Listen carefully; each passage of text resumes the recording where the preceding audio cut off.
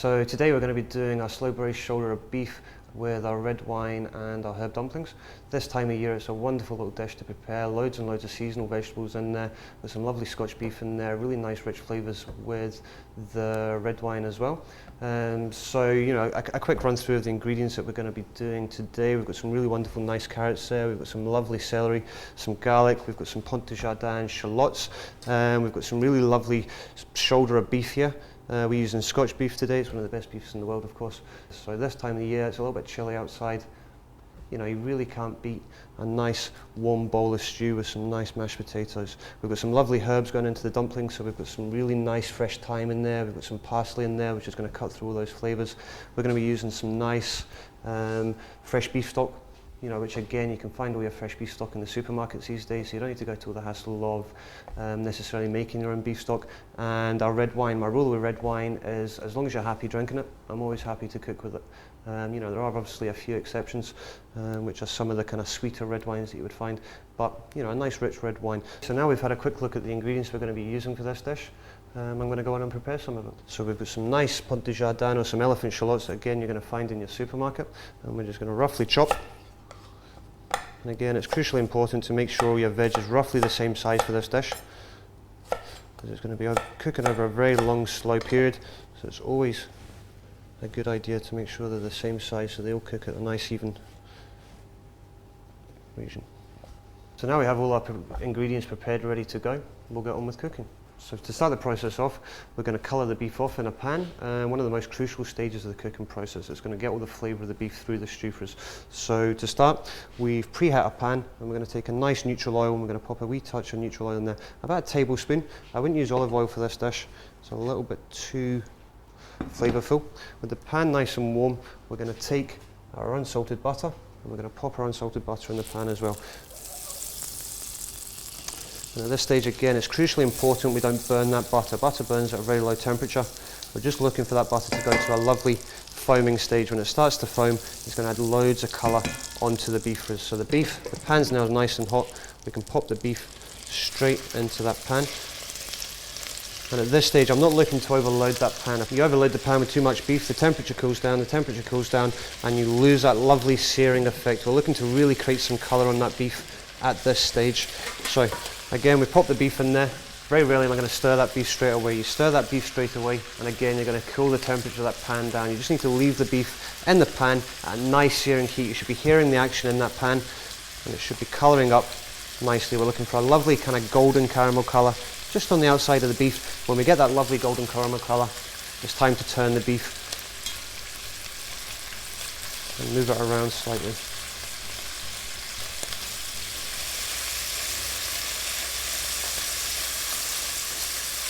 So once we've got a nice even golden colour on the beef, we're looking to get it out of the pan and just slightly turn down the temperature on that pan. So you can see we've got a lovely golden colour all the way around the meat. It's not burnt, it's not overly coloured.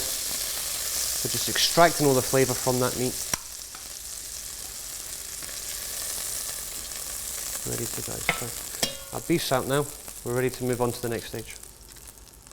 The next thing we're going to do is we're going to get our vegetables in that pan. We're going to switch some vegetables off and get some of the flavour to come off the bottom of that pan as well, that you can see there. Tons of flavour that these vegetables are going to deglaze for us in the process. So we're going to take some shallots, and we're going to take shallots straight into that pan. I'm not going to need to use all of them because they're quite big shallots. The next thing I'm going to get is my carrots, again roughly diced, and they're going to go straight in there. And my celery, again roughly diced. And if the pan was too dry at this stage, if there was a lack of the fat in there, you know, that butter had all gone away. And at this stage I get a little bit more butter in there perhaps, and you know, just to keep it nice and stop it sticking too much. And we don't want the heat to be too high. You know, I'm just looking for a nice even medium heat. I don't want that searing heat that I had for the beef. And at this stage, you know, those vegetables are starting to, you know, generate an awful lot of flavour in this stew now, and remove all those caramel flavours from the bottom of the pan for us. So our vegetables are nice, they're starting to soften now, there's no colour on them whatsoever. The next stage from here is we need to get some garlic in there. The garlic I've peeled, and again I'm just going to roughly give it a quick bash on the board. I don't want to chop it down too fine. You chop it down too fine, and again it's going to burn in that stew. I'm just looking to bruise some of the flavour out of there, and we're going to pop that straight into the pan and just sweat that off again, maybe 30 seconds maximum to start releasing some of the flavour.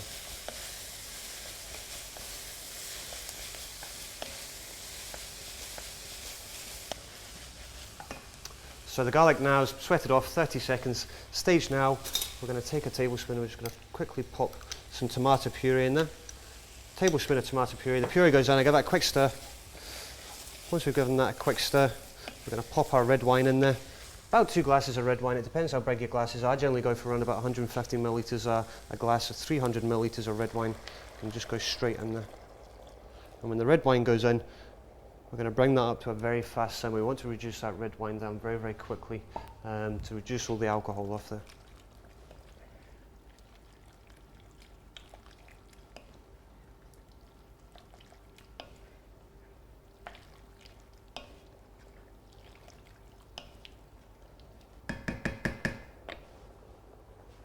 So now our red wine is reduced, we're going to pop our stock in there, using some nice fresh beef stock. We'll pour that straight in there. We're going to keep it a nice gentle simmer. When the stock goes in, we'll pop our thyme in as well. Thyme's going to really release all its flavour in that slow cooking period. We'll have a little taste of that just now. See where we are for the salt and pepper. Needs a nice little pinch of seasoning to go in there. Twist of pepper. And then we'll give that another little taste.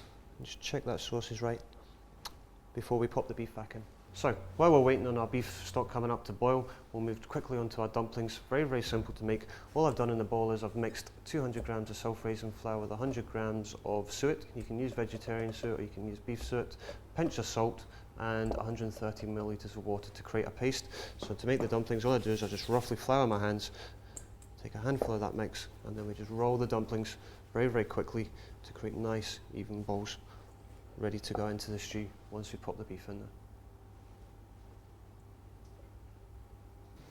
Okay, so now our stock's come up to the boil, we're going to pop our beef back in there. And all the juices that have welled up on that tray where the beef's been sitting, we'll pop them in as well. It's always a shame to throw away the flavour. We've got a nice simmering stock now. The dumplings we're just going to pop on top, semi-submerged in that stock, so they gently steam away in the cooking process and absorb all those wonderful flavours that are in that pot as it cooks. I normally go for 1 dumpling per person. You can do 2, you can do 3, it depends how much you like your dumplings. And we're just going to pop the pot in the oven for an hour and a half. And we're going to very, very slowly braise that beef down. Throughout the period, we're going to check the beef every half an hour. We're going to check the sauce, see what's happening with the flavours, and we'll also be checking the tenderness of the beef to see how it's cooking along for us. Our beef's been in the oven now for an hour and a half. I'm going to take it out the oven.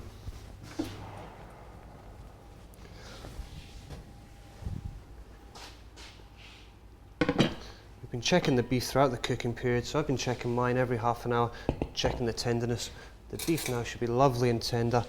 The dumplings should be nice and cooked and swelled. And all those vegetables should be lovely and soft and braised down. So we're just going to serve a nice bowl of the stew. Need a ladle. With all those lovely sauces. And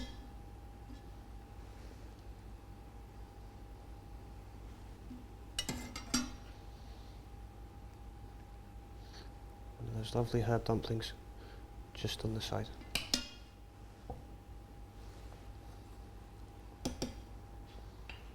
So there we have a nice slow braised shoulder of beef with herb dumplings and red wine. My favourite way to serve the casserole would be some nice creamed potatoes and some wonderful braised Savoy cabbage.